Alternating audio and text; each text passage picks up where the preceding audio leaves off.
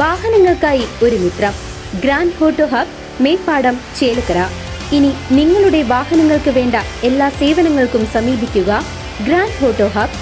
പ്രളയത്തിൽ തകർന്ന ഭാരതപ്പുഴയിലെ ഉരുക്ക് തടയണയുടെ പുനർനിർമ്മാണ നടപടികൾ ആരംഭിച്ചു.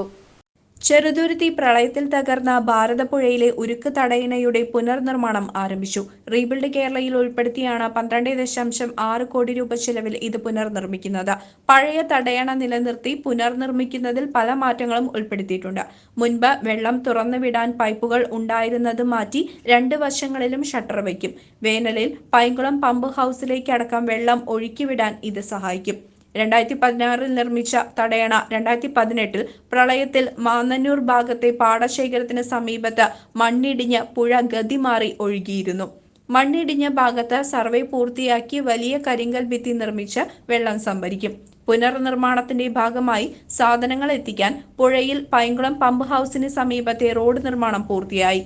നിർമ്മാണ പ്രദേശത്ത് വെള്ളം ഒഴുകിയെത്താതിരിക്കാൻ പുഴയ്ക്ക് കുറുകെ ബണ്ട് നിർമ്മാണം പൂർത്തിയായി വരികയാണ്. ഇത് കഴിഞ്ഞാൽ കരിങ്കൽ കെട്ട് നിർമ്മിച്ച മഴക്കാലത്തിന് മുൻപ് തടയണ നിർമ്മാണം പൂർത്തിയാക്കുകയാണ് ലക്ഷ്യം. News desk CCV.